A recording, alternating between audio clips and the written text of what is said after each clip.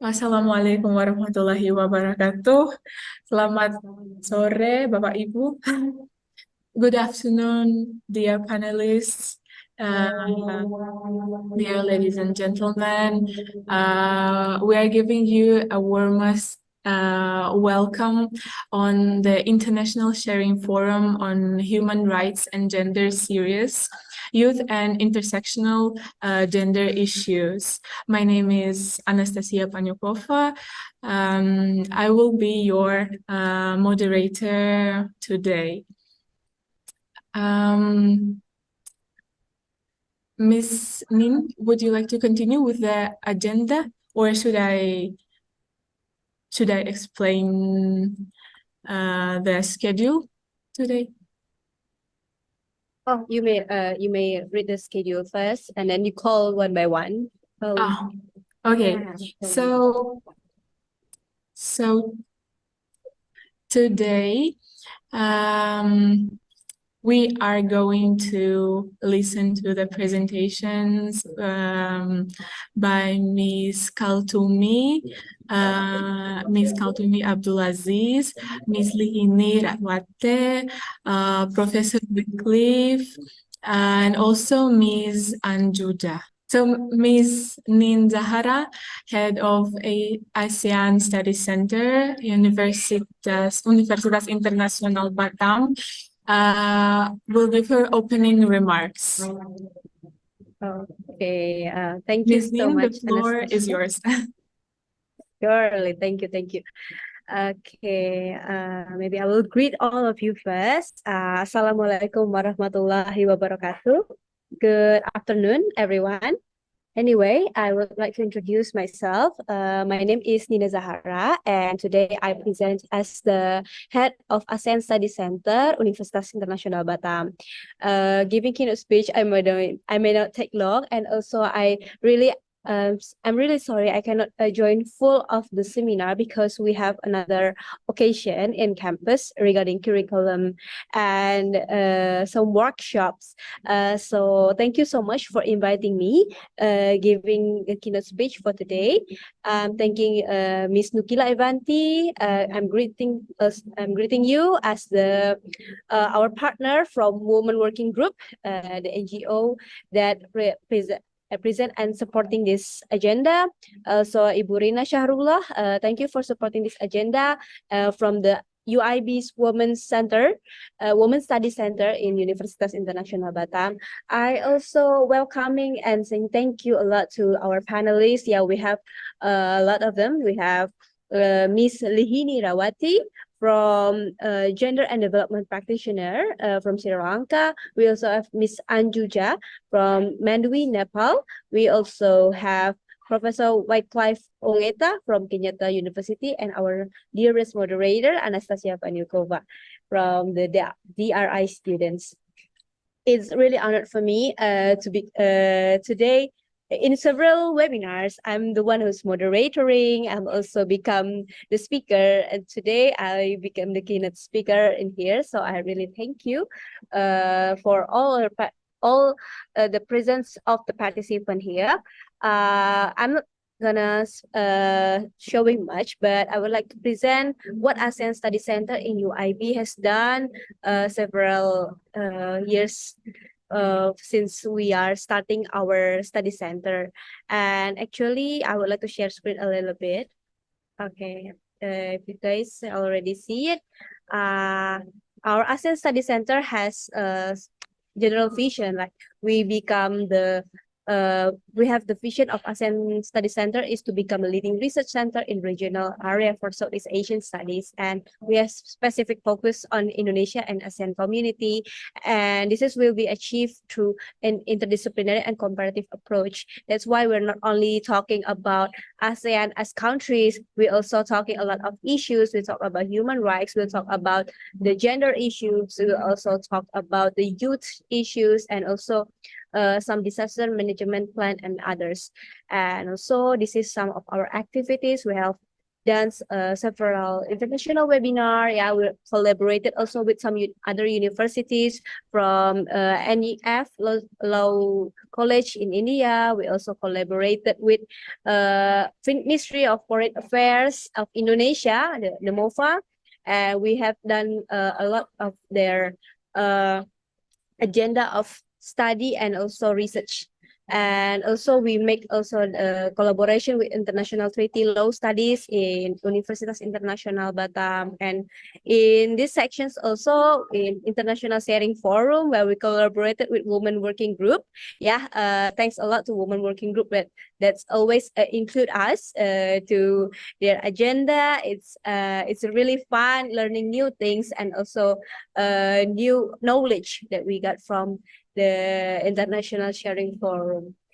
Okay, so for today's, we're gonna talk about the we're gonna talk morely about youth and intersectional gender issues. This is gonna affect a lot to maybe my students who already come to this webinar today. Yeah, because the youth will maybe represents the people around 18 until 25 years old. So I hope this seminar would give you a lot of enlightenment regarding youth issues and intersectional gender issues. Yeah, as you already know, a lot of issues that strolling around us. Yeah, regarding maybe LGBTQ community, and then about war things and other else. I hope it can enhancing your knowledge and also open your minds regarding the youth and intersectional gender issues. Thank you so much. I give it back the screen to our moderator, Anastasia. Thank you very much, Ms. Nin. So I guess now we continue with the presentation of Ms. Kaltumi Abdulazeez. Ms. Kaltumi, is Ms. Kaltumi present? Yeah. Yes, I'm here. Thank you. Let me please first introduce our panelist, Ms. Kaltumi. Ms. Kaltumi Abdulazeez is the founder and executive director of Ladies Improvement Goals and Support Initiatives, which is a non-profit, women-led organization based and registered in Nigeria and officially authorized to work by the Corporate Affairs Commission. Ms. Kaltumi also serves as the country director for the Global Peace Chain Nigeria, a branch of an international peace-building organization with a mandate to raise global youth peace ambassadors. Ms. Kaltumi worked in the USAID founded community initiative to promote peace program at the Interfaith Mediation Center, Kaduna, leading peace building programs in the north central and northwestern part of Nigeria. Ms. Kaltumi also won a State Honors Award from the Jigawa State Government and she is also a Community Activist of the Year Award by WOF Awards. Ms. Kaltumi is one of the Nigerian network of facilitators, a Generation Change Fellow with the United States Institute of Peace, a Youth Compact Champion with Action Aid International, and Ms. Kaltumi is also an alumnus of the West Africa IPTI training for women in peace building, organized by Rotary International in partnership with Mediators Beyond Borders International. Ms. Kaltumi also holds a BS in biology from the University of Abuja, Nigeria. Ms. Kaltumi, the floor is yours. Thank you so much for the introduction. I'm very thrilled to be part of this discussion today. And hello, everyone. I'm greeting you. I'm saying good good afternoon from Nairobi, because I'm presently in Nairobi attending a conference organized by Mediators Beyond Borders International. And I also like to add that I'm currently doing a fellowship on global leadership, peace and security under King's College in London, and also in partnership with the African Leadership Center. So today, concerning the topic of discussion, I'm not going to be scholarly. I would be more of a practitioner because, you know, as a young person and as a woman who has founded an initiative, there are several challenges related to gender issues for the past 7 years that I would love to share, and for, you know, for the audience to kind of either relate to it and maybe learn 1 or 2 things from it as well. So my discussion is going to be based on 2 aspects of gender issues. I'm going to be specific to women, and I'll also be specific to like experiences of young people, especially in the spaces of peace building or the development arena.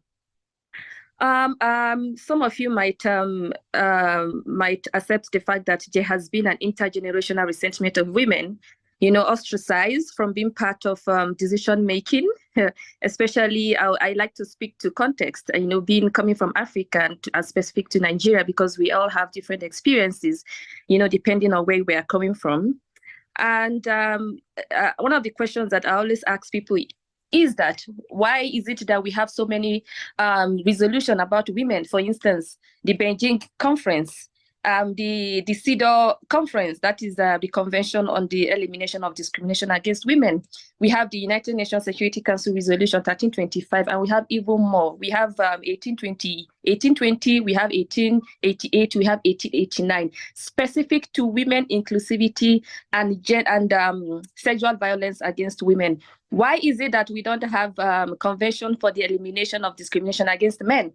Why? I think that explains, you know, the disparity and of course the gap when it comes to like power relation and the patriarchy in the society, especially to be more specific again in Africa. I would also like to highlight that recently the United Nations Secretary General Antonio Guterres made, you know, a post in his LinkedIn to say that the 2023 United Nations General Assembly reminded him of the same conference in 1945, where only 4 women signed the United Nations Charter. And what this means is that women are constantly, insignificantly underrepresented in those spaces where high-level decisions are being made. As at 2017, it said that research had it that 1.8 billion people are young people, and more than half of this population are women. But yet we are constantly not part of the process, be it in governance, be it in the civil society spaces, be it in private spaces. I mean, how many CEOs do we have? How many managers do we have as women? The question is that it is not a competition, but rather it's creating space for women. Is it that women do not have the intellectual capacity to be in those spaces?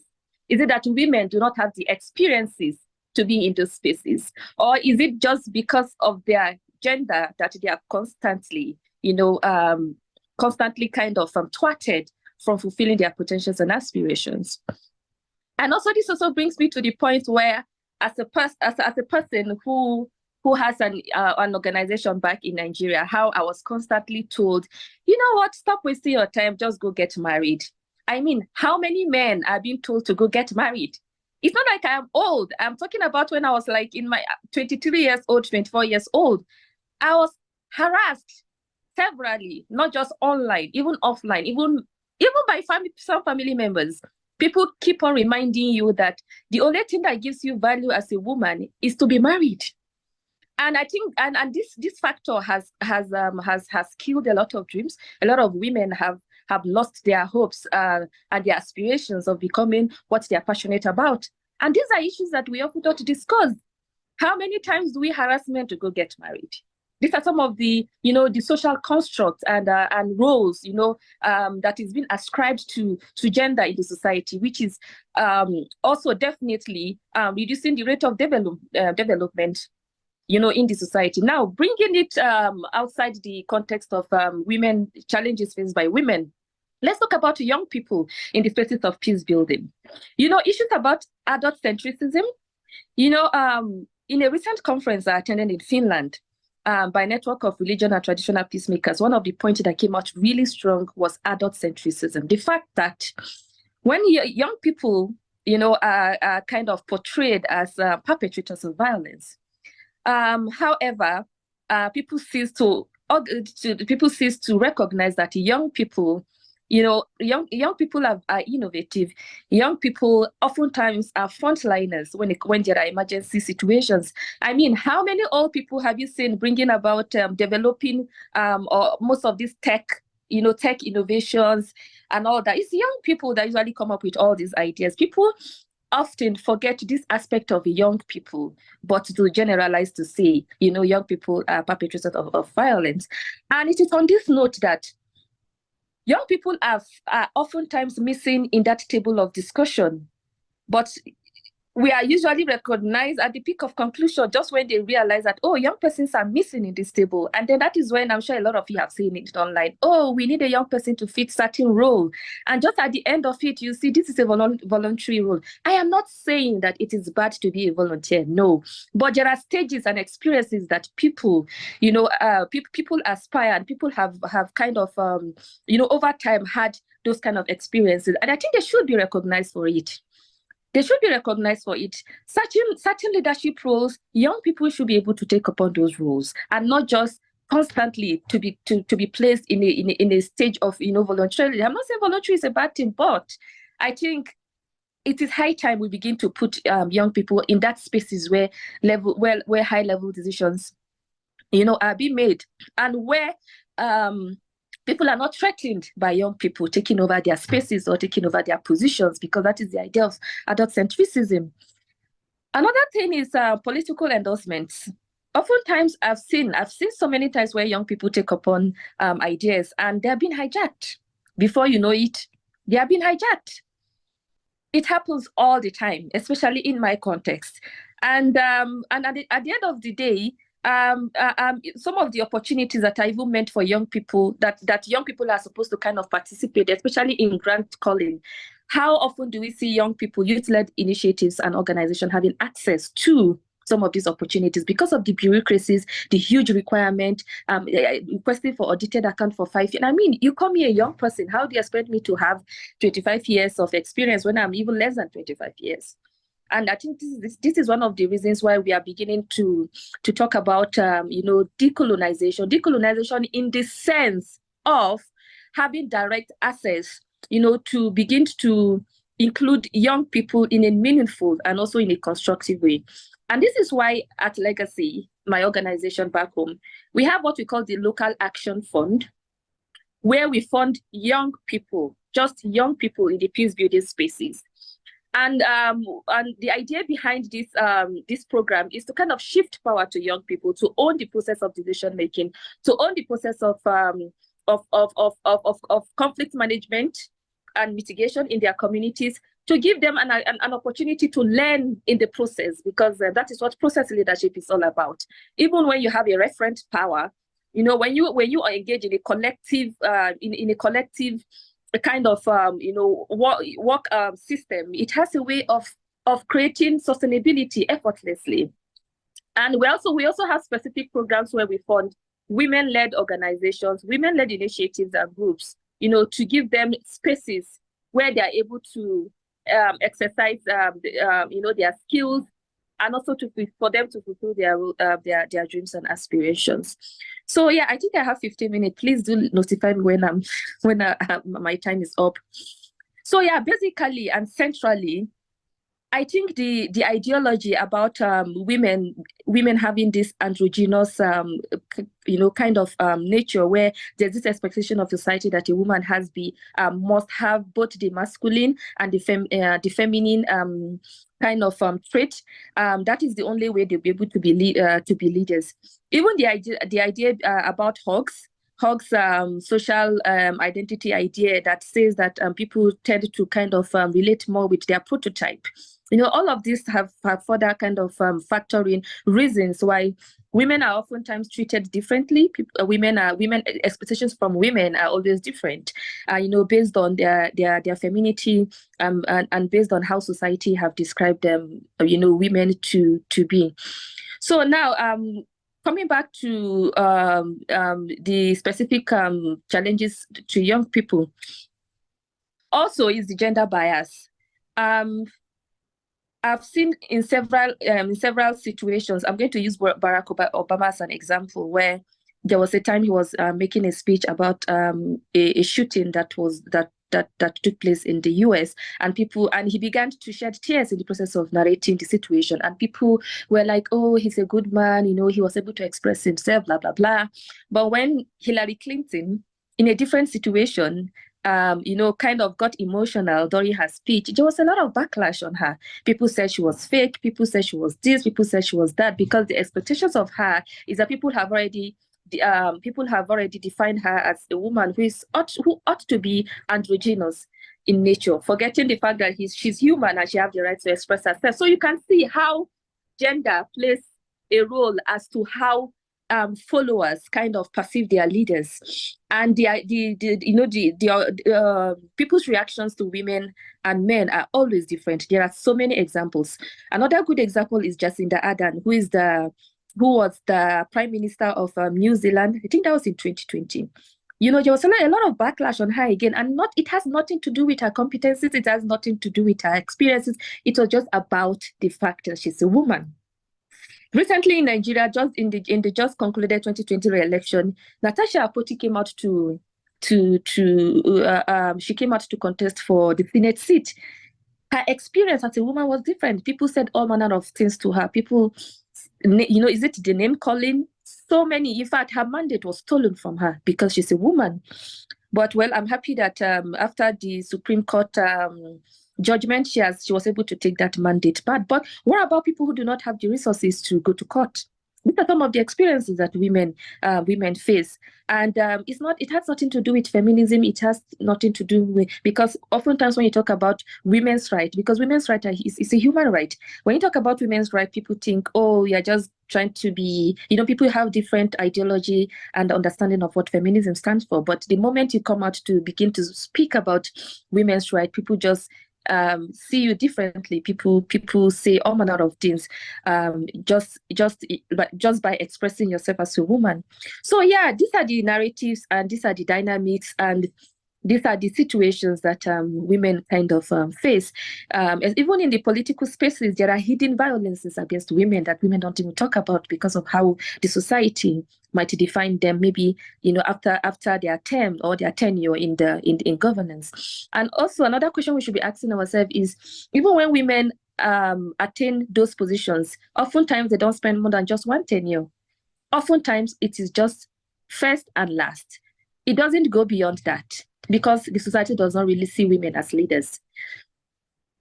And there are several examples that we can take into consideration about roles, about certain leadership roles that women have taken upon and have done very, very, very well. We can also take examples from Sirleaf Johnson of Liberia, as the first woman who was president in Liberia. Look at the leadership of the mass movement also in Nigeria. The mass peaceful protest in Liberia.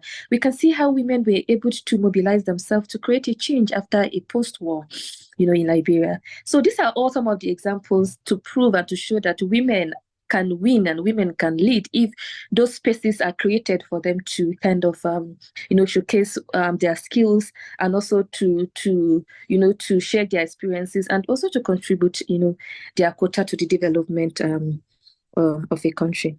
Yeah, thank you. Maybe I think I'm going to stop here for now. Thank you. Thank you, Ms. Kaltumi Abdulazeez. We appreciate your presentations and your thoughts on this controversial issue. Well, we have enough time to continue our webinar. And I guess if that's all from Ms. Kaltumi, thank you very much once again, Ms. Kaltumi Abdulazeez, for your presentation. Then I guess we can move on to our next speaker, Ms. Lihini Rawatte. Yeah, good afternoon, Ms. Lihini. Let me first introduce yourself to our members of webinar today.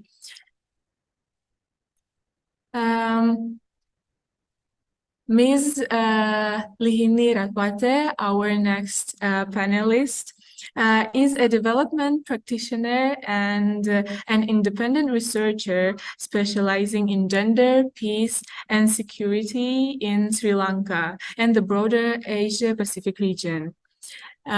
With over 10 years of experience in the international development sector, Ms. Lihini promotes peace building and community cohesion by engaging women and marginalized communities impacted by conflict and other crises.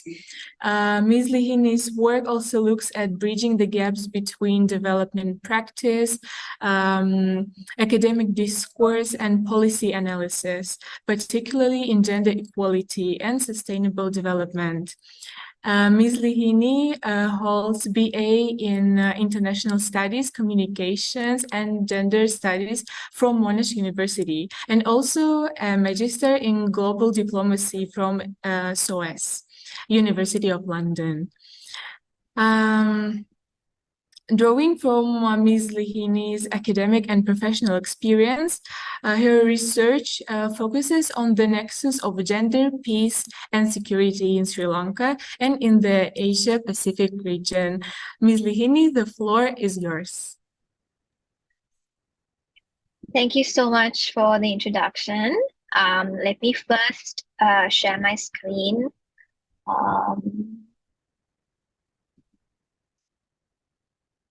This is visible to everyone, right? Yes, it is. Yes, okay. All right, thank you so much. And thank you, first of all, to the Women's Working Group and also to the ASEAN Studies Center for inviting me, especially Dr. Reena and Nukila.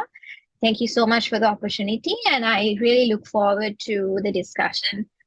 So since today's theme is about women, youth, and intersectionality, I thought of touching on my personal research and the work that I have engaged in Sri Lanka, looking at Sri Lanka's women, youth, peace, and security agenda and how it has fared amidst multidimensional crises. So like Anastasia said, my work looks a lot at bridging the gap between academia and development practice. So I try to apply academic theories and policy into development practice and case studies on the ground. So that's what I hope to do during this brief session as well. So as you might be aware, Sri Lanka went through multidimensional crises in the recent past. We finished a 30-year armed ethnic conflict in 2009, which was followed by intermittent community tensions. And then we had a terrorist attack, which took place on Easter Sunday in 2019, immediately followed by the COVID-19 pandemic. And currently, we are experiencing a really difficult economic crisis, which is accumulated due to, all these previous crises that we experienced. So at times of crisis, intersectional discriminations impact the most vulnerable groups, including young girls and women, especially in informal employment sectors, women and girls from low-income backgrounds, and from ethnic minorities. So during these crises and conflicts, the rights of women and girls, especially young people, are often amplified, their pre-existing inequalities. So, for instance, in Sri Lanka, as a result of these multidimensional crisis. A lot of emphasis has been placed on national security and short-term economic development, while government priorities have sort of shifted away from women's and youth affairs, right? And similarly, the country has witnessed a pattern of sort of pledging for gender and youth-centered national action plans, but without any sustainable implementation. Sri Lanka recently formalized its NAP on women, peace and security, but a NAP on youth, peace and security is yet to receive any formal recognition. And although ad hoc implementation is currently progressing through efforts from civil society and grassroots organizations, there is a lack of streamlined and coordinated efforts to initiate policy level changes. So as I said before, crises can reverse significant achievements made in gender equality. So this emphasizes the need for a sustainable women, youth, peace and security agenda. So Sri Lanka's women, youth, peace and security agenda has actually faced a lot of setbacks due to the continuing converging crises that I mentioned. But like I said before, the WPS NAP went through nationwide consultations and was approved for implementation by the government earlier this year. Sri Lanka does not have a separate action plan on youth, peace and security, and the priorities for young people have been included within the overarching women, peace and security agenda. But a multi-pronged approach is needed to sort of evaluate the successes and the failures of Sri Lanka's women, youth, peace and security agenda across these evolving crisis situations. So first of all, we need a macro level analysis to understand the procedural challenges, including the level of political commitment when prioritizing the rights of women and young persons, especially through an intersectional lens, right? So for instance, like I said before, the impact of these crises had led to the prioritization of short-term economic development gains at the expense of women's rights, right? And at the same time, there is a lack of women and young people in political leadership and in positions of power. And there's an absence of a cabinet ministry for women and youth affairs. Currently, there's only a state ministry with a reduced scope, which is also a problem. And there are also a lot of misogynistic perceptions that dismiss the importance of policy level interventions for women and girls, as well as, overall versions of cultural practices that undermine the importance of establishing clear policies that support women's rights and young persons' rights. So these are some of the root causes that lead to procedural challenges that ultimately end up in unsustainable development practices, right?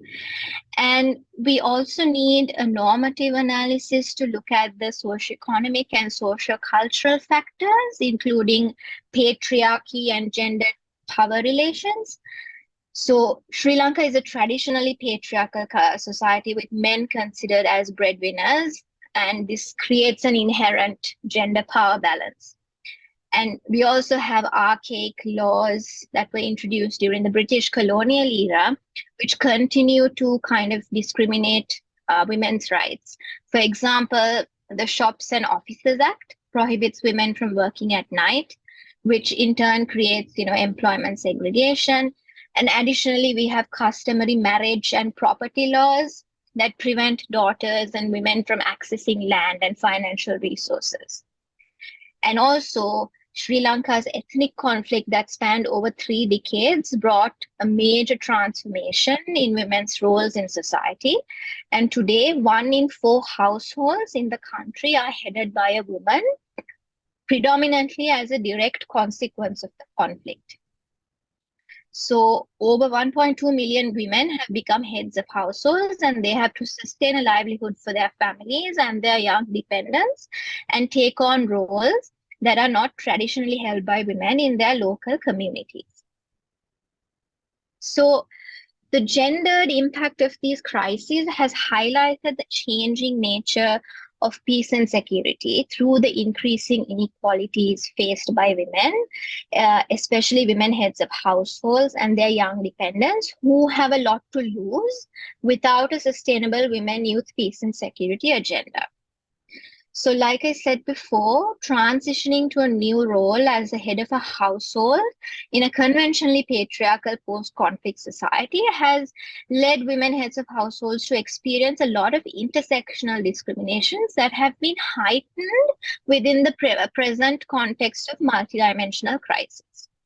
And this is even more challenging when women heads of households have young and adolescent dependents, right? So research from UN Women indicates that since the majority of women heads of households are engaged in informal employment, they are not entitled to employment benefits and adequate social protection mechanisms. And also things like early marriage, low levels of education, increased susceptibility to violence, barriers to gaining ownership of assets and land are few among the many challenges experienced by women heads of households when accessing employment. And as a result, they are often burdened through debt traps created by microfinance loans, which can lead to the loss of livelihoods faster during times of crisis. So Sri Lanka attempted to engage women heads of households soon after the end of the conflict in 2009. But the National Action Plan for Women Heads of Households still remains at a draft stage. And although it was put through for cabinet approval, the formal adoption was impeded due to disagreements on the definition surrounding women heads of households, right? So for example, there's a lot of debate on the terminology surrounding women heads of households to consider whether they should include their dependents or not within the categorization, right? So the disagreement surrounding the terminology is one of the main reasons for the NAP to be contested by the government and civil society. And a further point of contention is that by formally acknowledging women as heads of households, it may diminish the status of the traditional male head of the household, which is the accepted norm within the patriarchal society.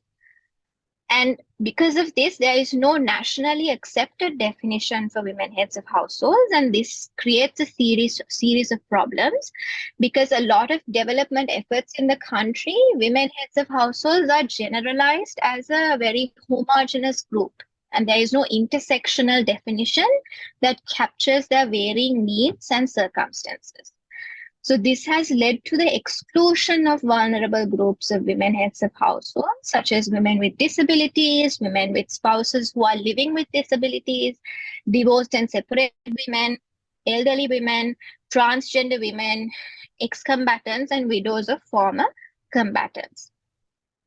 So research shows that, in addition to significant economic burdens through microfinance loans, women heads of households have to live with societal stigmas associated with widowhood and are also subjected to sexual bribery and other forms of sexual exploitation, right?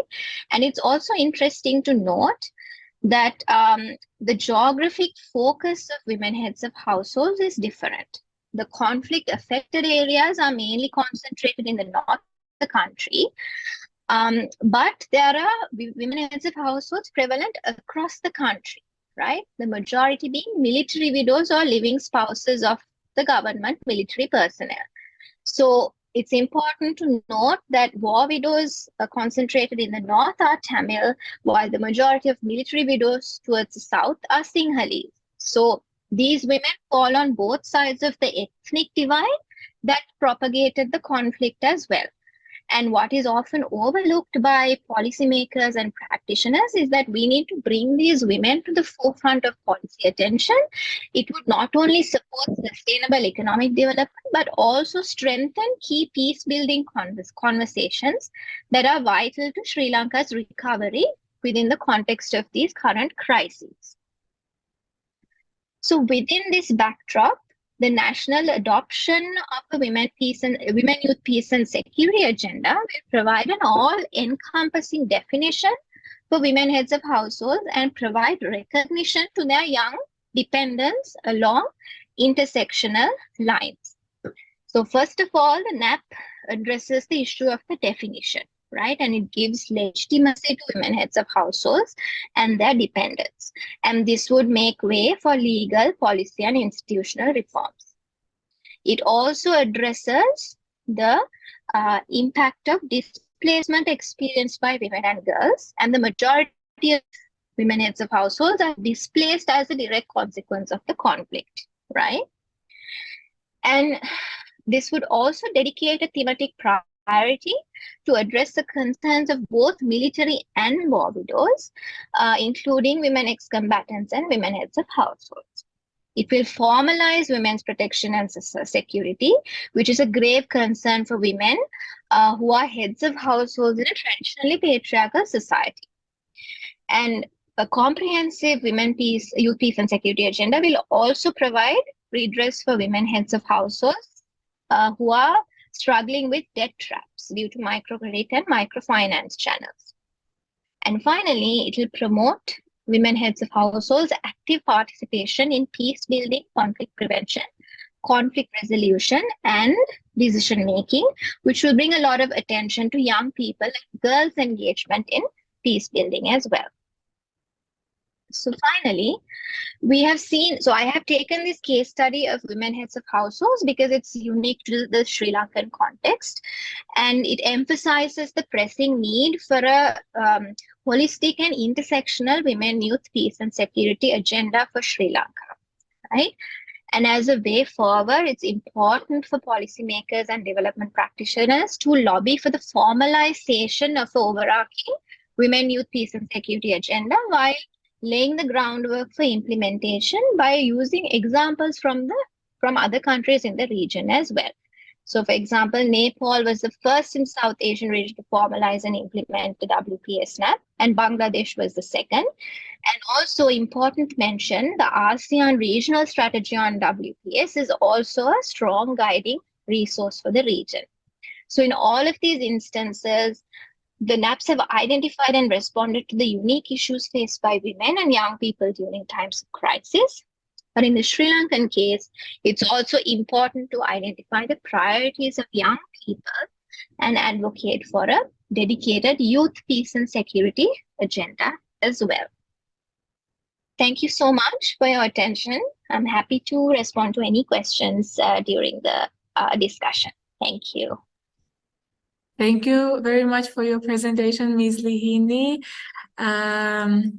Dear panelists, dear webinar participants, if you have any questions, I guess you may write them to the chat so that later, after we have listened to all the presentations from our panelists, we will open our questions and answers section. So if you have any questions to a particular panelist, please remember it or write to the chat so that later we can discuss. Thank you very much once again, Ms. Lihini, for this presentation on these controversial issues. Our next panelist, our next speaker is Professor Wyclife Ong'eta from Kenyatta University, Kenya. Good afternoon, Professor Wyclife. Let me please introduce Professor Wyclife to our webinar participants today. So Professor Wyclife Ong'eta is the Executive Director of Oasis Peace Web Organization and a lecturer in the Security, Diplomacy and Peace Studies Department at Kenyatta University. Professor has 9 years of experience teaching, researching and cross-border peace building in Kenya, Uganda, and also South Sudan in Africa, having engaged multi-stakeholders. Professor Wycliffe has an impressive track record of field research, report writing, and also analysis, as well as activity reports and project management reports, and also dissemination of research findings to inform people-centered policies. Professor Wycliffe is a reviewer, a member of editorial boards, and an accomplished author of works tackling areas of peace, security, and development with an African focus. Professor Wycliffe has a PhD in Peace and Conflict Studies from the United Nations mandated University for Peace, Costa Rica. Professor Wycliffe, the floor is yours. Thank you very much, Anastasia, for such a very wonderful introduction. And I want to take this opportunity to thank Lina for the invitation. Thank you very much, Nukira, Women Working Group, for your invitation and organizing such a very wonderful session to discuss a very important issue that is really affecting humanity at large, the issue of women, the issue of youth, and intersection factors, aspects that keeps marginalizing this very big constituency of humanity. My focus today, I want to be very brief, and I can time is 15 minutes. I will make sure I'm going to focus on youth and this building. My presentation, in a very big way, I've listened very well the presentation by Rin. I think it's building on the conversation. As I'm looking at the theme of today's conversation, I'm very sure it's going also to conversation. My presentation, I think that's the best way to make it is when I'm going to present to everyone. Okay, I don't know, I'm not able to. So one of the most marginalized social group in many societies, especially in the global south, are women, while poverty, anger, and another form of social injustice affect both men and women, and all like gender identities. Women as a group experience considerably more discrimination, inequalities, and violence in diverse forms. Gender inequality is a human right. Women are entitled to live with dignity and with freedom from want and from fear. Gender equality is also a precondition for advancing development and reducing poverty. Empowered women contribute to the health, productivity of the whole families and communities, and improve prospects for the next generations. Still, despite solid evidence demonstrating central to women's empowerment to reducing poverty, promoting development, and addressing the world's most urgent challenges, gender equality remains unfulfilled promises. According to the study by Srilanka and Austin, women constitute 70% of the world's poor, produce 50% of the world's food, and 66% of the world's wealth, but 10% of the world's income and 1% of the property. Women continue to participate in labor markets on an equal basis with men. Women bear disproportionate responsibility for unpaid care work, which negatively impacts women's participation in labor force. Next, the world today, okay, before I go to say something about introduction about youth, so as you are seeing from the evidence, from the research, there is marginalization of women. If you look at the development model, it keeps marginalizing what they are getting out of the global income. There is a lot of marginalization, and we have been seeing a lot of efforts in terms of policies to include women in leadership, to include women in labor force, but still we are seeing this kind of marginalization. And the reason why this is happening, because when this legal framework policies are formed, they focus on only a factor of gender, but they forget on other intersecting axes, which that's why you keep seeing as much as efforts are being made, but we are seeing women being excluded because we have not looked at these are the factors that are causing marginalization of women. I think this is something very important, but as we proceed, I'm going to elaborate further about it. The world today is a home to the largest generation of young people in history. We have 1.8 billion, close to 90% of live in developing countries. Young people make up a significant, yet despite growing commitment to young youth, peace and security agenda, their role and contributions are often not prioritized in peace building and prevention approaches.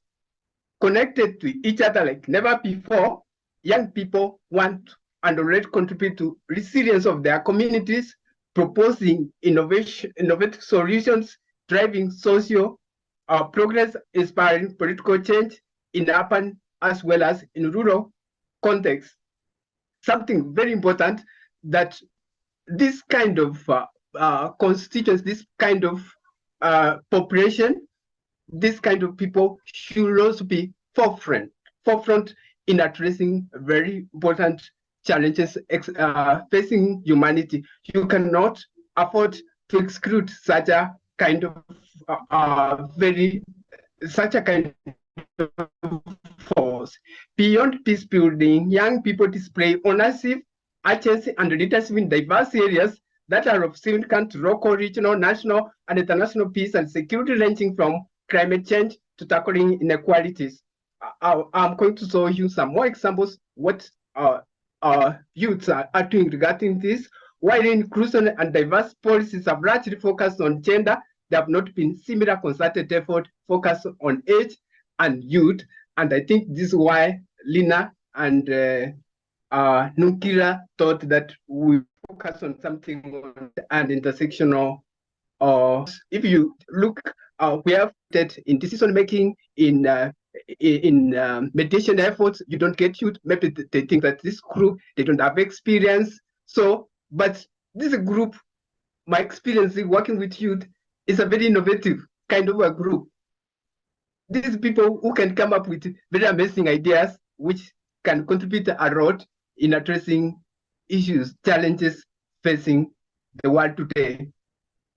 So, for example, of initiatives of youth, I want to show a few of them, like Navigate Rwanda was founded by students who identified the challenge for youth in post-genocide Rwanda. We have another example of Can for Progressive Thinking, a youth trade professional organization with members in 34 provinces across Afghan. We have Chain Peace, a youth peace in the Philippines, organized a dialogue with key stakeholders in Manda Front in October 2008 to present the Youth Peace Agenda and Action Plan. These are a few examples to show that youth could also give an opportunity, they could do something.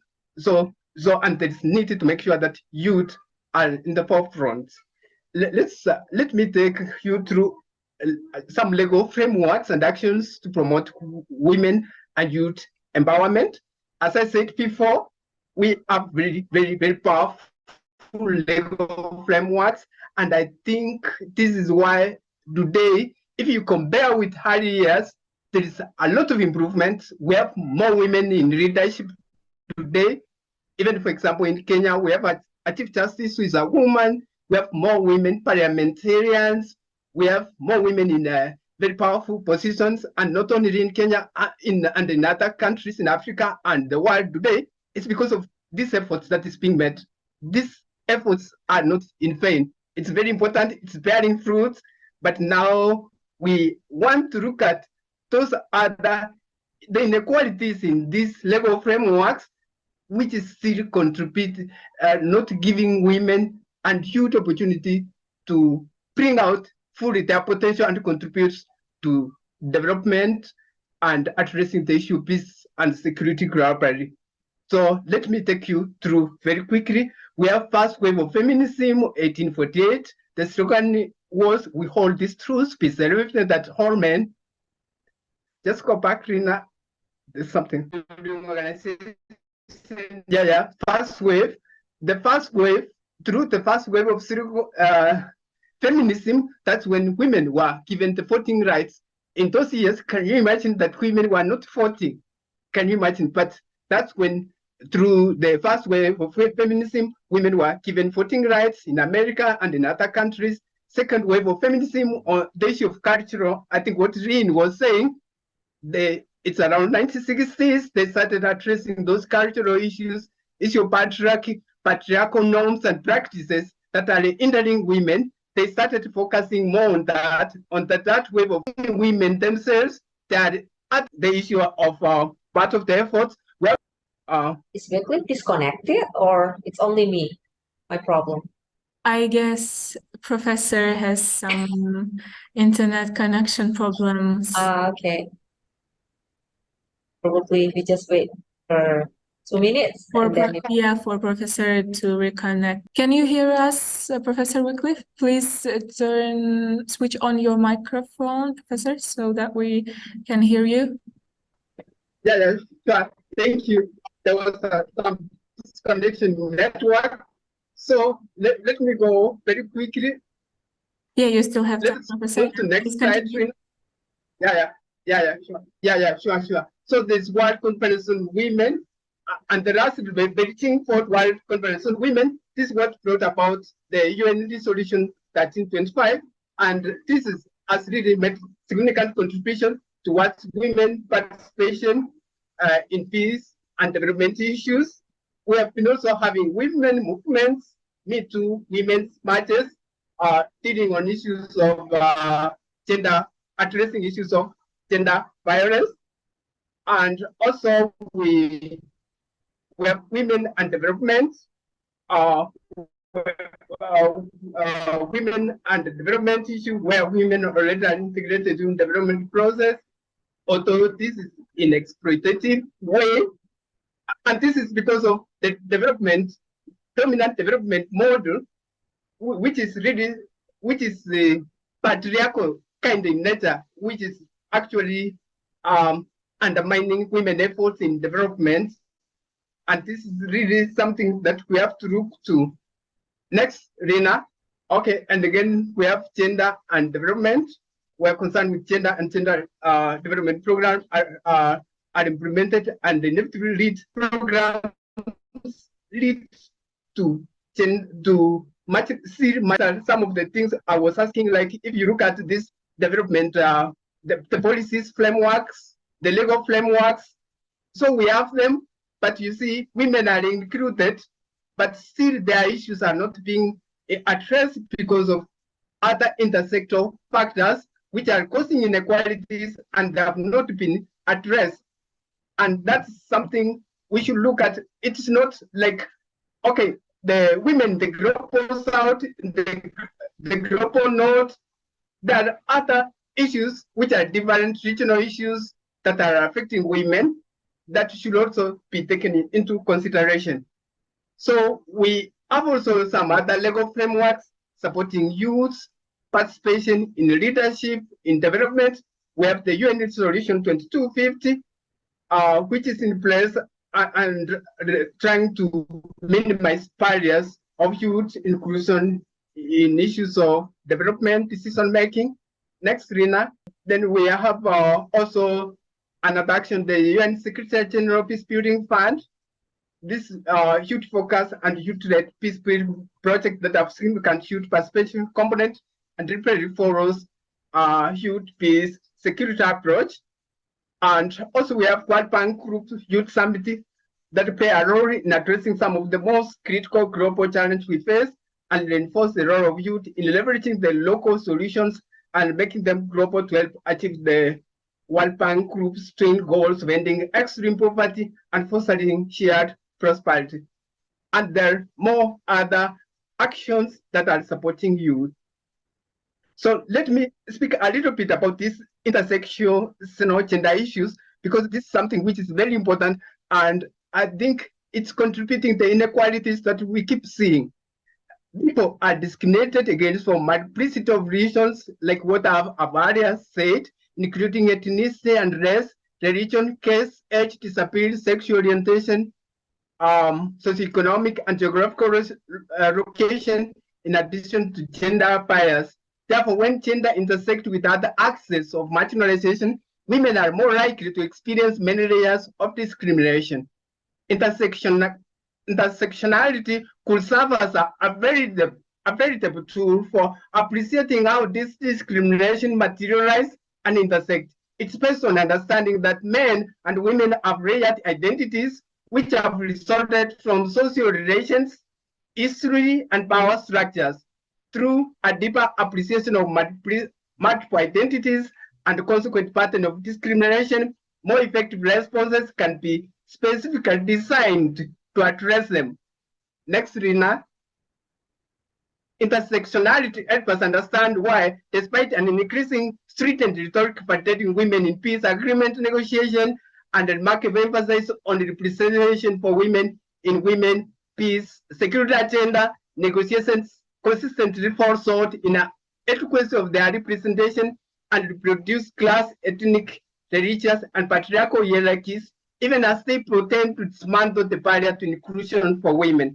This tool could help to analyze not only how different identities shape women's experience when building peace and how the identities are navigated to enact social change, but also to see under which broader structure of power their capacity for action is framed.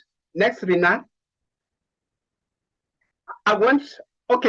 Now I want to take you through some cases on what was Peace Web as organization, which I'm reading, the efforts we're making at the local level to try to bring out those other intersectional factors that are facing women and also youth issues in issues of peace building.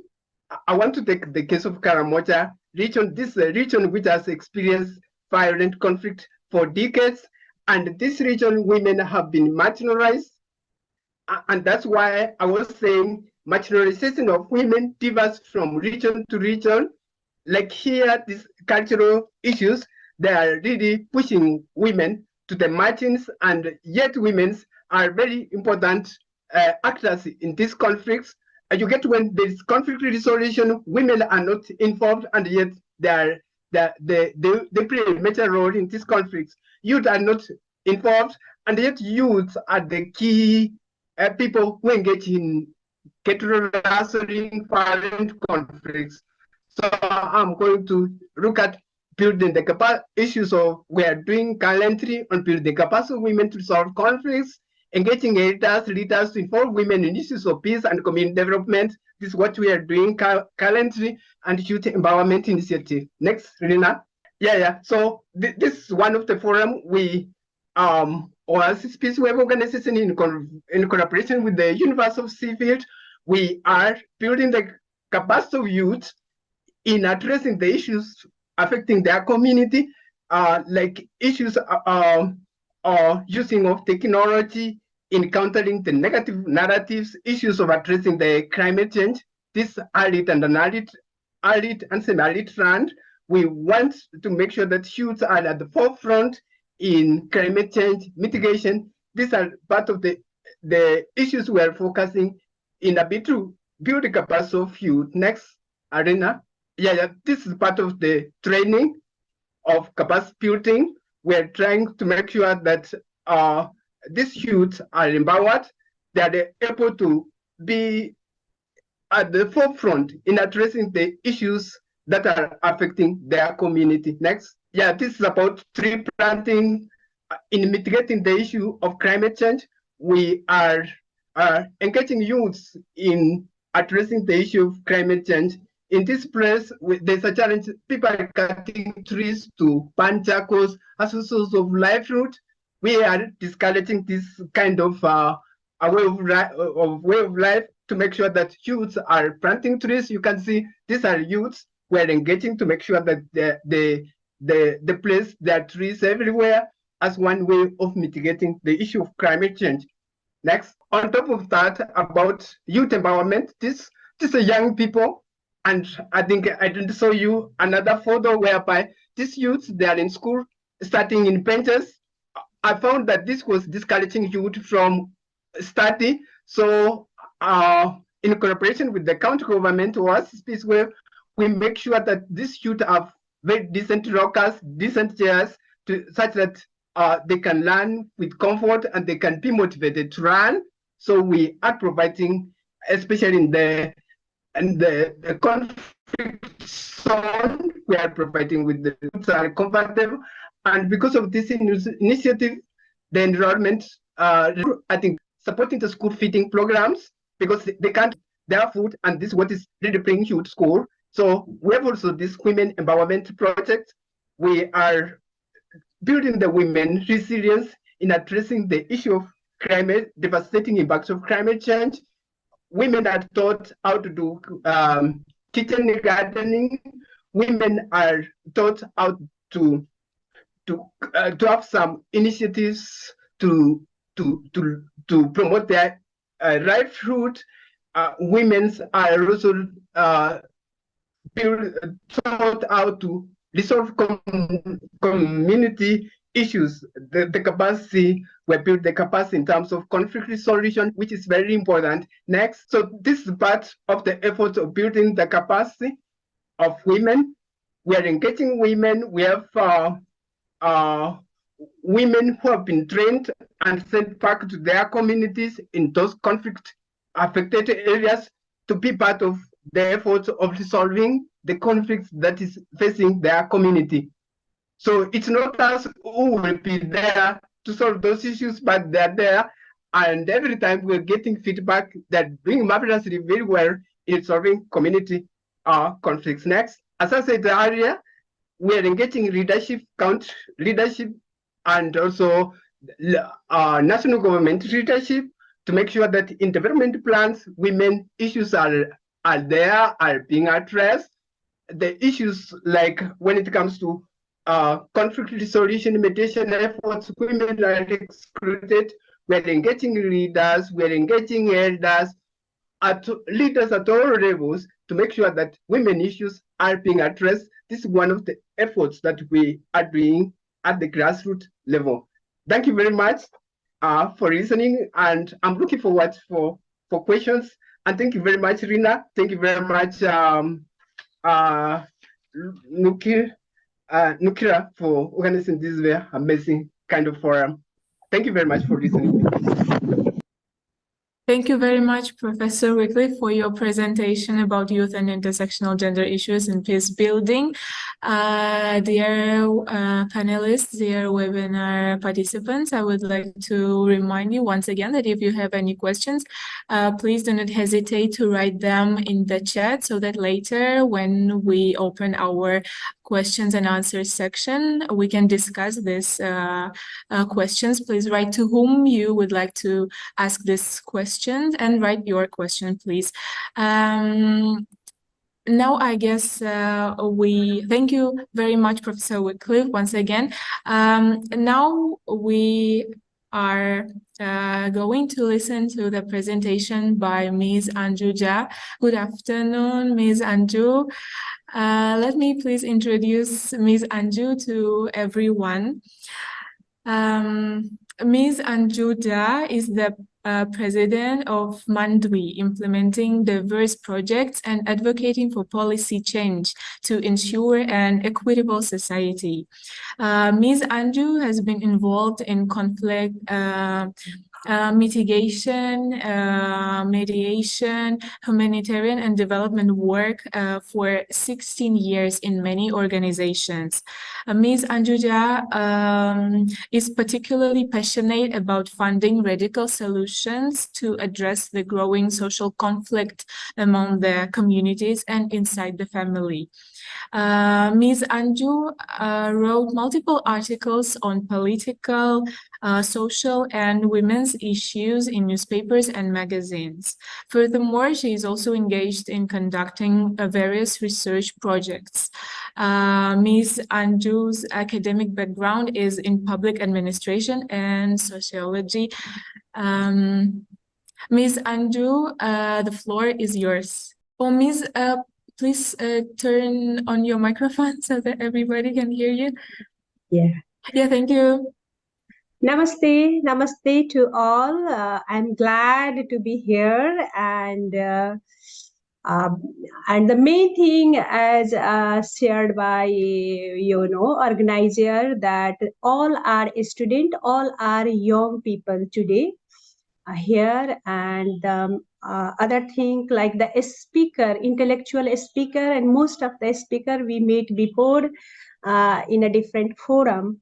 So this is all making me, it's feeling me different to be here with you all. I haven't prepared any presentation because I think the topic you provided to me is kind of like no need to share a theory or presentation, just to share my own experience, how we feel intersectionality, what is the youth issues, what is the gender issue. And previous three speaker like Kaltumi shares women issue, again the professor, and all three speakers shared they are different from Sri Lanka, from their own country. So different dimension of crisis, different gender issues we have heard. And I want to share about like Nepal also goes to a civil war where officially 17,000 people. Are you listening me? It is not showing something wrong. Are you all listening me? Yeah, we can hear you, Anju. Okay, okay. Yeah, the screen is, well, so I think there is something wrong. So I want to share first one thing about my country. Like you all know, Nepal has also goes to a civil war, where we have officially 17,000 people killed, but unofficially about 100,000 people have been killed in that war. And all this because inequality, inequality due to caste, class, ethnicity, religion, language, geography, socio-cultural perspective, gender, and many more. So during civil war in our country, youth are used by People Liberation Army, the Maoist who started war against inside the country, and they named it a civil war. And they used army that is called People Liberation Army, and they are like, the age is like from 12 years to 40 years. That liberation army was young people in that liberation army. They were simply, blinded by the ideology or driven by it. They suffered, extreme hardship and died, and were wounded in their wounded thousands of people fighting for what they believed, and what they believed would be a better society, would be a better and more equal and inclusive Nepal. What I want to share with you is like, uh, youth who participated in this war was like who has experience of discrimination. There are many ways that a person can be discriminated against, like including age, education, gender, ethnicity, sexuality, language, occupation, geography, religion, and many more. And it is not in Nepal, it is in all countries. Now, I mean to say that what intersectional gender issue is. We experience in our life discrimination and benefits based on different identities that we have. That intersectionality is the combination as opposed to and addition of race and gender that create a specific form of oppression, or a specific form of oppression, or we can say intersectionality is interconnected categories of social qualities attributed to a person. uh, the topic provided me by is intersectionalities and gender issues. So what we should understand what actual intersectionality is and how it creates a problem inside us, among us. We all know the categories of social qualities attributed to a person, like race, class, gender, and how these categories applies to either an individual or a group of people, and how these categories are the result of system that can be oppressive or not. I don't know how you people are getting me, but this is my country's experience, which I want to share with you. We must understand these types of things. As previous speaker, our sage, how feminism, how Sri Lankan conflict. This is all because of like Sri Lankan conflict is an identity conflict.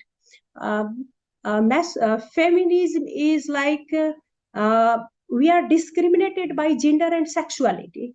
So we also understand why youth is also feeling these types of discrimination. In each country, when we need something to change, we need to change the state power. We need to change the a kind of anarchy or monarchy, whatever. Then we need youth on the road, youth to fight, youth as a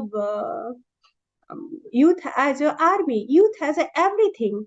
But when it comes to the give the power, to give the position, that time we forget the youth usage. In each country, youth are like being used, especially in South Asia, Nepal, India, Pakistan, Bangladesh, everywhere, youth are being used.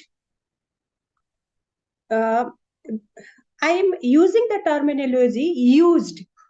So youth are being used to complete the work, not to take their opinion, not to share the power with them. They are just being used like anything. So their opinion not matters. For example, political representation, structural representation, anywhere you go there, you don't find there.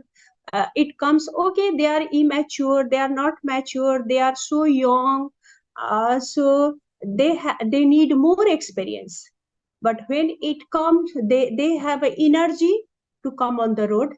They have energy to change the society, to change the political, power. That energy they have, but they don't get any space. Their issues, their desire are not mainstreaming by the state. When and it also different in like you are educated youth or you are uneducated youth, you are labor class, you are middle class, or you are rich class. Which caste you belongs from? In Nepal, we have a many caste system. So, and even which geography, like you, I'm sharing this experience from my country. Like we have a Himalayan top world top part, and again we have a mountain, and again we have a plain areas. So the people from Himalayan, they are also discriminated in many ways. They don't have access in they don't have access of, especially in economic power, due to geography. So they are also discriminated by geography, ability, or disability. So many things they are so each identities have a unique type of barriers and challenge, and that is the intersectionality we should understand. From early childhood, what we talk, like boys should not wear this, boys should not work like this, girls should not laugh loudly, especially in Hindu religion. That is not good things to laugh a young girl, in front of people. And like men should not show emotion. Again, the work discrimination between men and women. So what it comes like, from early childhood, men are restricted to show their emotion. Then they have a pain, they can't cry because they are men. And again, if we worked in a gender and feminism, then what we understand, if you go to the pornographic site, or there is an advertisement of any alcohol, you found women should be there. Male are taking more alcohol, but women are in as a model. In pornographic site, what you found, women are like more desire and same behavior expected by their partner in the home, and real life there will be a violent because it is not real. So it is different types of swings are different types of cultural or media are creating a kind of discrimination, kind of social imbalance we can say. So all these things, what I mean to say is, first we should understand what intersectionality is, then only we come to the policy level or in any level, youth issue should be there. Right now we are, or from many years, we are talking about women, we are talking about marginalized community, we are talking about children. Nowadays we start talking about youth, but we are not talking, we should enter the micro level, what youths, it won't cover everything by saying youth issue, because among youth there are also different types of layer, like as a woman issue, there are, if the rich woman, they have a different issue, if untouchable woman, they have a different issue, if they are labor class, then they have a different issue. So same thing, from youth also, in which class they belongs, in which religion they belongs. In Nepal is right now secular country, but previously it was not a secular, it is a Hindu country. So again, Hindu boys have a different issue and non-Hindu has a different issue. So we should, to understand the gender issue, we must understand the intersectional issues. In other way, what we can say, like intersectionality is a tool for social justice. So to create a social justice in the society, we understand the intersectionality. Now I want to open, from my side, if there are a question, then I link many things to answer on this forum. So I just want to share this, and now I open to take a question so that I link with other issues. Thank you. Thank you very much for your presentation, Ms. Anju.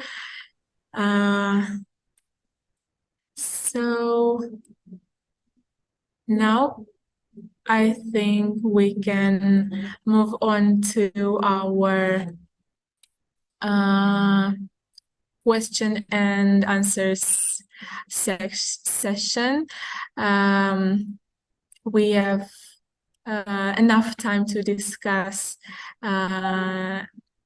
different issues. If there are any questions from our dear panelists or from our dear webinar members.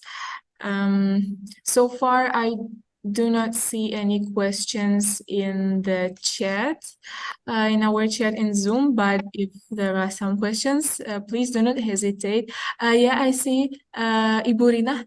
Yeah. Okay. Thank you so much. Okay, Anastasia, for moderating this webinar, and on behalf of Women Study Centers of Universitas International Batam, and also ASEAN Study Centers of Universitas International Batam, and Women Working Group. Ibu Nukila is here, but she's also having different engagement with another webinar. We thank you to all panelists and all participants. So I have questions. Actually, first I would like to talk to Lihini. Lihini, is Lihini here, right? You're still here with us, Lihini? Okay. Very interesting when you discuss about Sri Lanka, because you said that it's patriarchy traditions there, but when I look at the back to your history, I'm surprised that it's actually that the first female prime minister is from your country, you know. So what happened after that? The Bandara Naike is not there anymore. Is it like there's no more progressive approaches to the gender's empowerment, or what's the situation? Because when we see the first world female prime minister is actually from your country. That's for Lihini. And the second is for Professor Wyclife. Are you with us still, Wyclife? Okay. From your presentation, I saw that the youth are really engaged in climate change, and then they planting some trees. Okay, and it's one of the mitigations approach. Okay, but I'm bit concerned about the sustainability of the activities. Sometimes it becomes sporadic activities, because people planting for one event, and then for the next days, who's going to take care of that small plants, and how are you going to tackle if there's a problem in regarding to that plants or the area? Okay, I think it's just two questions. Later, probably, if no one asks questions, I have questions for also for Kaltumi and then Anju. Okay, thank you, Anastasia. Thank you very much, Burina. Dear participants, dear panelists, do you have any questions to any of our panelists today? Please do not hesitate to write your questions in the chat or to ask the questions directly. I can respond to Rina's question about... Yeah, please, Ms. Lihini. Yeah. So basically, thank you for bringing that up, Rina, because that's actually a defense that a lot of male politicians use now as well, justifying the low female participation, political participation, saying, oh, we have nothing to worry about. We have had the world's first female prime minister, and we had a female president as well. So what are you complaining about? But actually, the history behind how Sirimao Bandaranaike became Sri Lanka's first prime minister, and obviously the world's first female prime minister, is she got the sympathy vote because her husband was the prime minister, and then he was assassinated. So she immediately filled in the shoes of her husband, and she was able to garner that political public support in order to reach that position. It was the same with Chandrika Bandaranaike, her daughter, whose husband was also assassinated. She also garnered some sympathy and was able to then, become the president as well. And also it's important to note that it's a family dynasty that was in politics for a long time. So women entering politics has not been a profession. It's not a professionalized thing. It's just through family dynamics, family hierarchy, and connection. So the fact that we had a female prime minister and the world's first female prime minister, in fact, does not make a strong case for the actual situation faced by average women in the country, because it's quite different. And there are a lot of systemic institutionalized patriarchy, which is quite sad in a sense, because before Sri Lanka was colonized by the British, we actually did have very progressive policies. Like women were out and about, women were rulers, women were very progressive, But then these Victorian ideals that were passed on to us as a result of colonization continue to, influence our life today. And that has in fact become set in stone, and it's considered as our culture although it was, a byproduct of colonization, which is why decolonization is also quite important, and it has to go hand in hand with intersectionality and whenever we tackle gender-related issues. So I think that answers your questions to a certain extent, but I think we have a lot to do in terms of, tackling the biases faced by women, especially in leadership positions in Sri Lanka. Thank you. Thank you, Lihini. Thank you very much, Rina, for such a very good question about the issue of sustainability of the activities. In fact, like when we are doing our training, what we tell people in the community always, for us, we're there to work with them in their channel. They should always be the leading in that process. Like even the tree planting, the initiative one is that tree planting. We have youth groups. The youth group themselves, they're the one to organize themselves to do that work. For us, actually, what we are doing is just to support them to make sure that that work is done.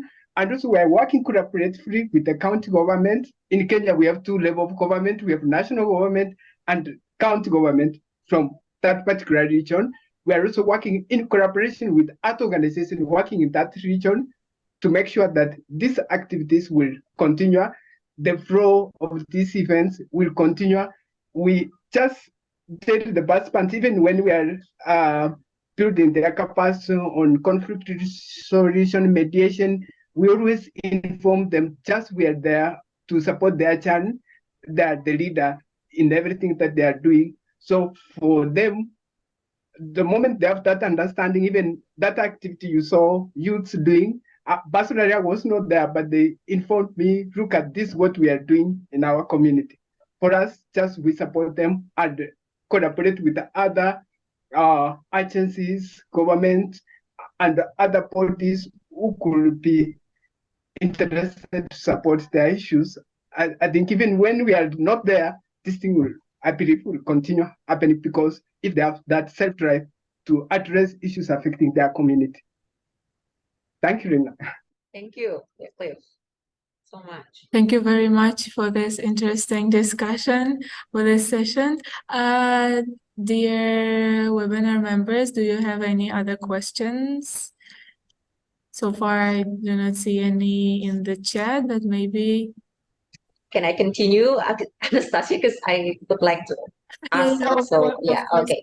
Okay, questions to Kaltumi and also to Anja. So Kaltumi, it's very interesting when you discuss about various activities and also your engagement to different groups, and also you attended different conferences from different countries. So my question is, how are you going to use all these results of your engagement from different groups or the conferences, and you try to work with your own community and link it with specific at the micro level, the issues in the micro levels in your country?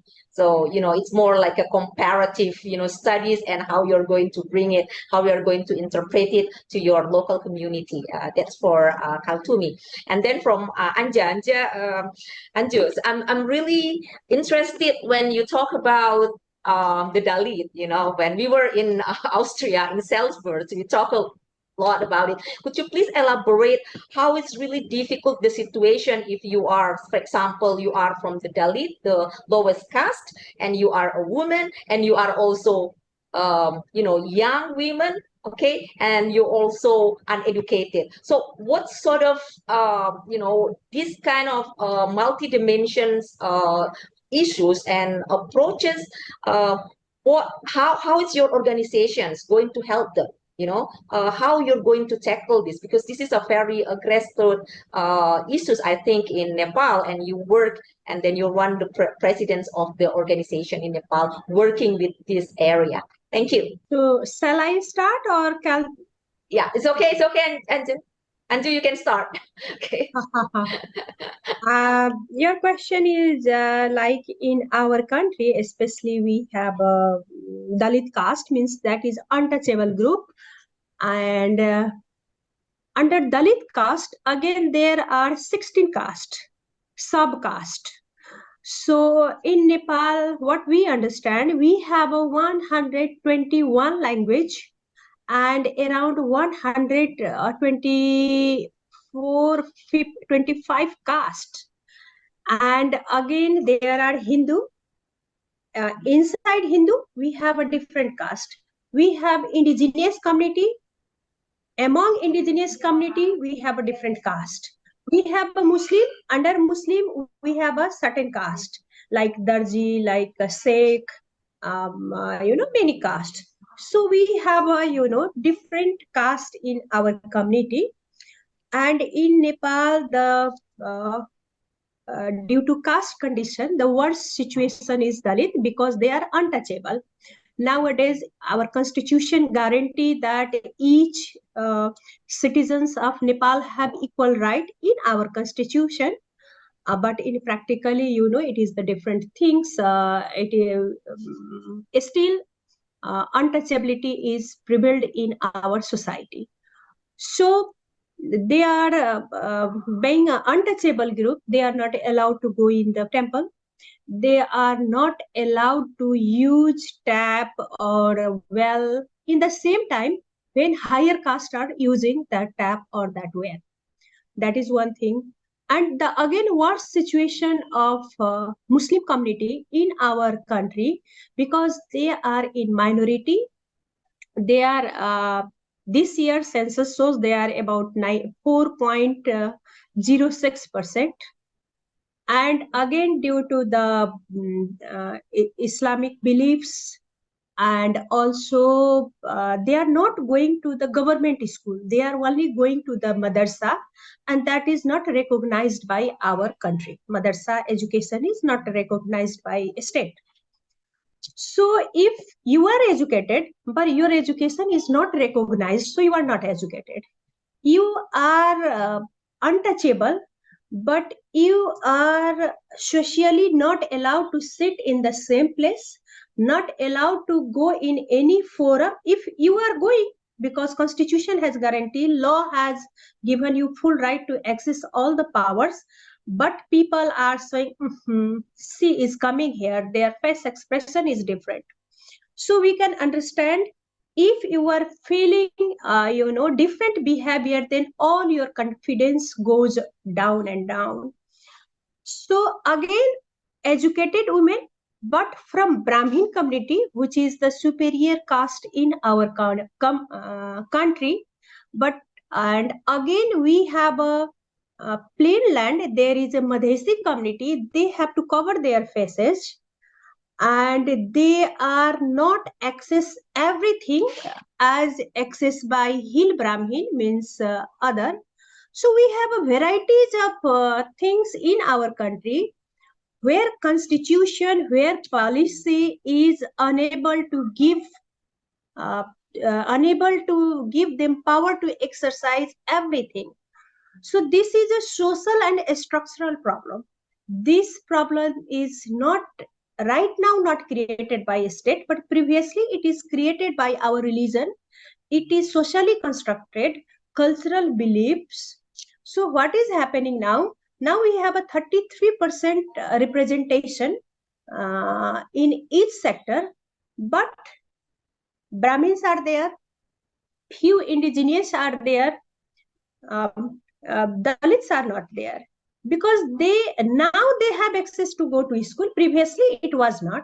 So it will take 20 or 30 years, still it will take 20 or 30 years to be there. They have right constitutionally, but not socially. So they don't get good job. They don't have access to do many things. So you can understand, you are economically deprived, you are caste-wise deprived, religiously you are discrimination. So being a woman, you are discriminated by men have, and again we have a different layers which is giving you more discriminations. Small girls are going to school. The government has built a school saying Dalit girls will study there. So up to 5 class, primary level, they go to that school because only Dalits are there, so they don't feel any discrimination.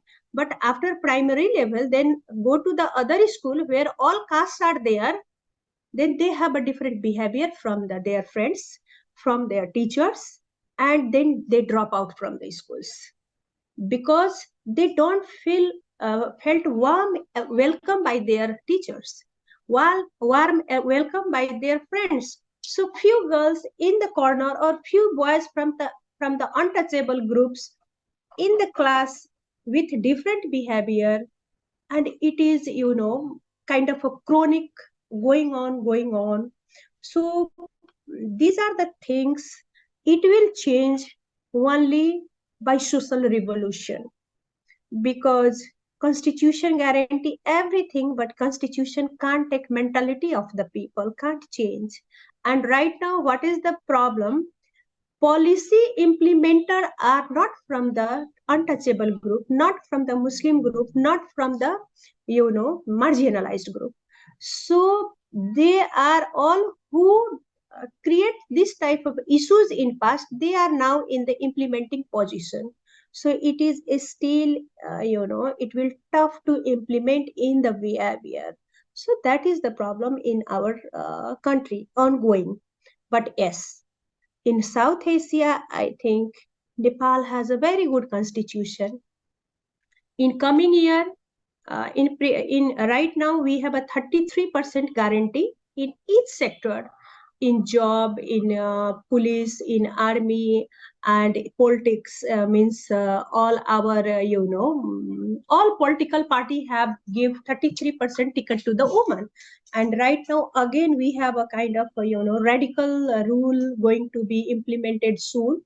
50%, 33% in no sorry, it's they will fight, and 50% proportional representation. So hopefully after 20 years we have a very good example in South Asia. So we have an aggressive or we have a radical law. We need to reinforce the mentality of the people. So that is the thing. Thank you so much. Thank you so much, Anju. It's very enlightening. Yeah. Thank you very much, Ms. Anju, Ms. Rina, Ibu Rina. Thank you very much for this discussion.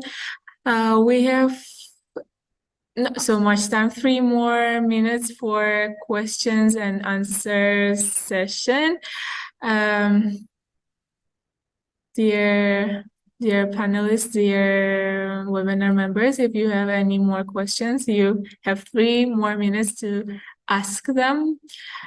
Are there any? I think there's questions in the chat box from Korea, from Professor Ju Park.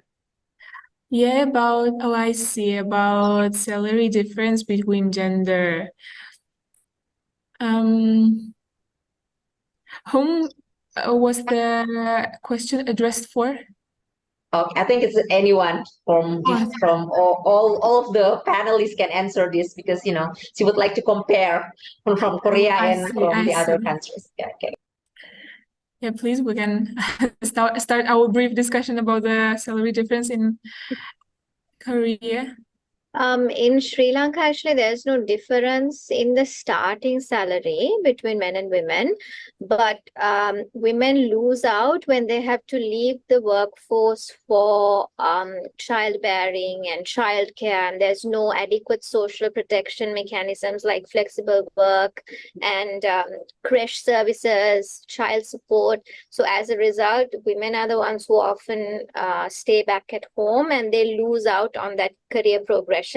So when they re-enter the workforce, they end up earning much less than a woman of her, a man of her equal standing would earn, because the man had more time to progress in his career. So that's where the salary differentiation happens, but there's no difference when you start out. So for example, if a woman continues her career without any break for childbearing or childcare, then she would earn the same amount as a man would.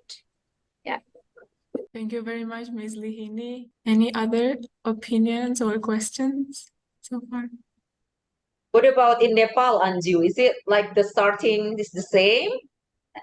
It's like the situation in Sri Lanka, or it's quite different situation? Sorry, I missed the conversation. I went to somewhere. So can you? Okay. Yeah, well, because the question is from my friend, she's from Korea. She's a professor of Yongsan University in Korea. She's asking about the starting point, about the salary, the average salary between, women and men when they start working. Is it the same or different from the beginning? From government side, it is the same. And even in the private sector, it is also same. But in some profession, like hard labor and another, means informal sector, there is a different, but officially it is not different. It is the same as men and as women. Wyclife, can you please respond to that question, Wyclife? You would like to know? How is the situation in Africa, your country? Oh, yeah, sure. Thank you very much, Rina. This is a really interesting question. Like what Rina said, even here in Kenya, for example, and what men are doing, the salary is just the same. The different only can maybe is getting to the leave and progression, in terms of promotion, there is a way that affects women, especially the issue about childbearing, those other caring responsibilities. I think in a way, there's a way it's influencing in terms of the promotion. And now the salary difference, that's where now it comes. But the informal sector, still, the salary for women and men is just the same. And generally in Africa, I think that's the kind of the scenario we have.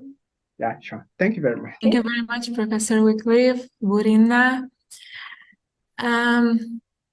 I guess, unfortunately, we do not have any more time for questions and answers sessions, but if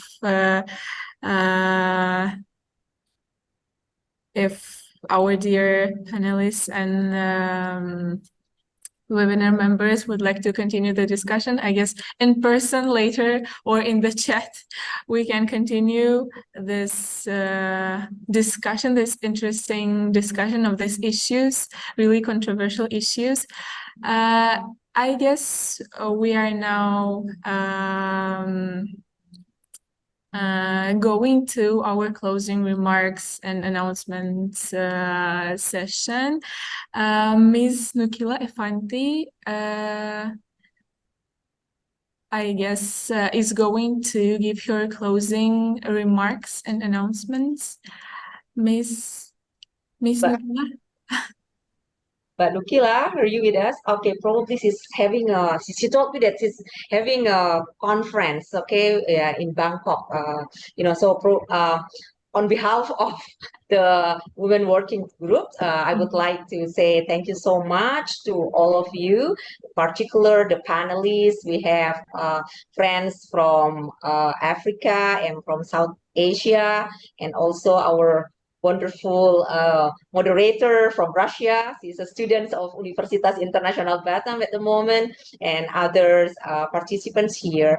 So the very short announcement that I would like to make here that actually all the panelists are the alumni of Salzburg Global Seminar, because in June this year we met in Salzburg, Austria, and we had very interesting conversations about different topics about youth, genders, climate change, peace, and many others.